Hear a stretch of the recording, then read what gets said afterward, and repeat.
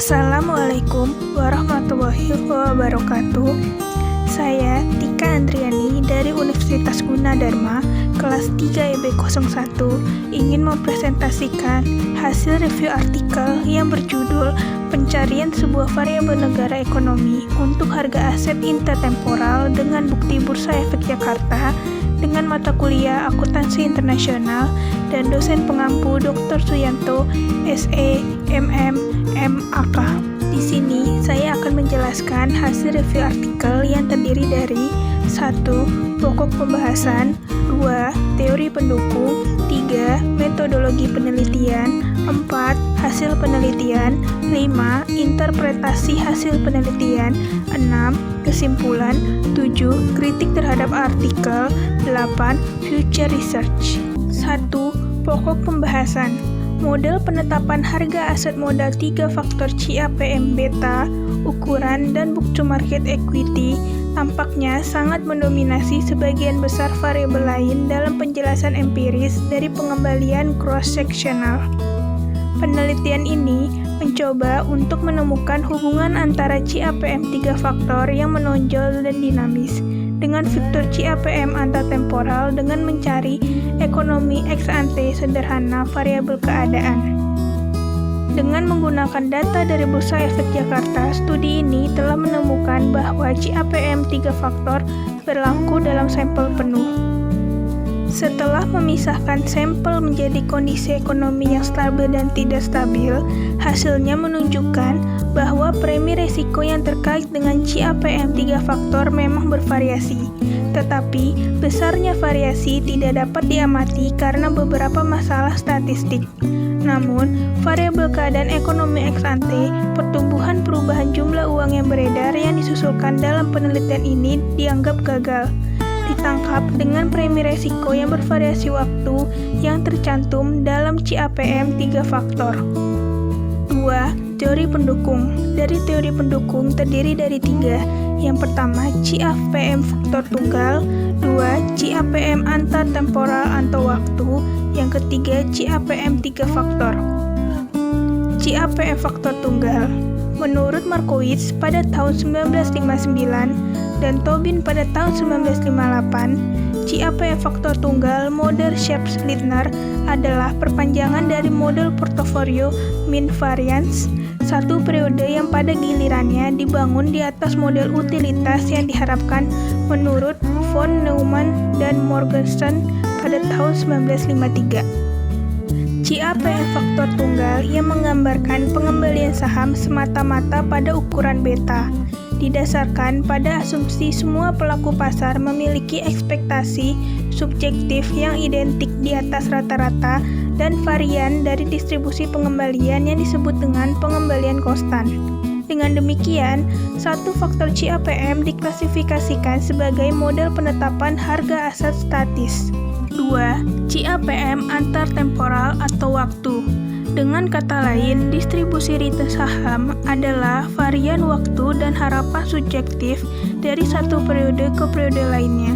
Menurut Merton, pada tahun 1973 telah menemukan CAPM intertemporal, CAPM periode tunggal telah ditantang secara empiris. Ada banyak bukti tentang premi resiko yang bervariasi waktu. Seperti menurut Game dan Stambuk pada tahun 1986, Fama dan Friends pada tahun 1988, Friends, Skerworth, dan Stambuk pada tahun 1987. Tidak seperti pengembalian yang diharapkan konstan yang diasumsikan dalam CAPM faktor tunggal, telah diamati bahwa distribusi pengembalian bervariasi dari waktu ke waktu, menurut Engel pada tahun 1982 dan Bolerslav pada tahun 1986. Mereka mengklaim bahwa konsep premi resiko yang bervariasi waktu tidak dapat dieksplorasi dengan baik dalam metode statis seperti CAPM faktor tunggal atau teori harga arbitrage statis.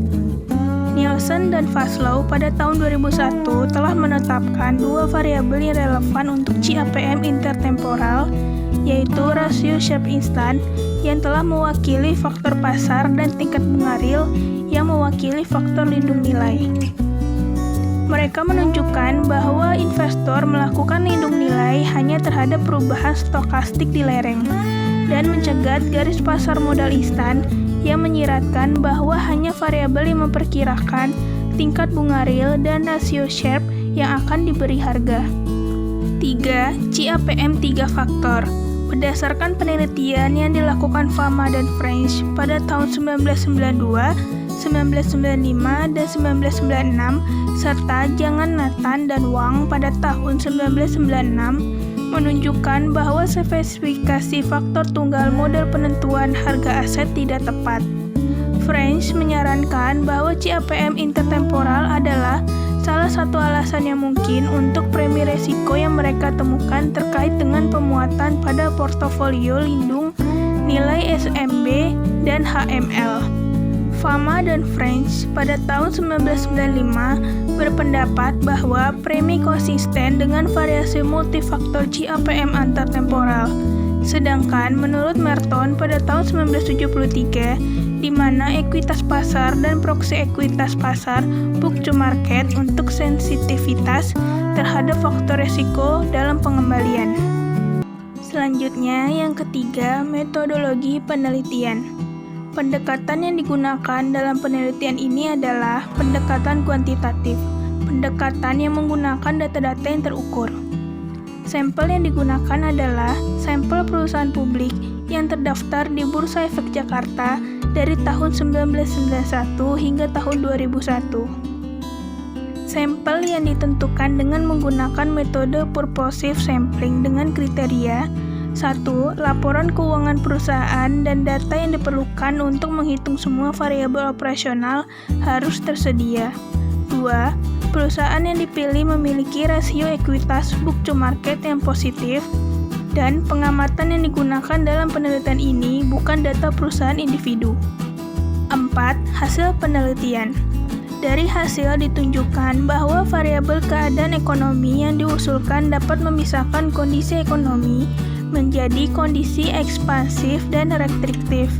Tidak dapat digunakan secara kuat untuk mengidentifikasi premi resiko yang berbeda-beda waktu dari CAPM 3 faktor. Namun, waktu yang bervariasi dari premi resiko yang telah terpasang dalam CAPM 3 faktor ditunjukkan dengan hasil regresi yang menggunakan pemisahan kondisi ekonomi yang stabil dan tidak stabil. Menurut Fama dan French pada tahun 1995, telah mengklaim bahwa variabel ME dan BM dalam 3 faktor CAPM dapat menangkap variabel keadaan ekonomi yang mungkin tidak benar. Dengan demikian, pencarian variabel keadaan untuk CAPM intertemporal belum berakhir. Selanjutnya, ada interpretasi hasil penelitian.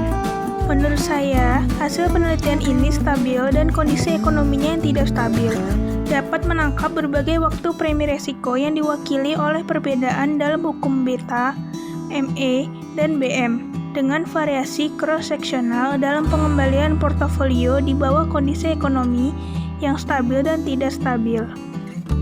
Secara keseluruhan, bukti mendukung hubungan antar 3 faktor CAPM dan CAPT antar waktu.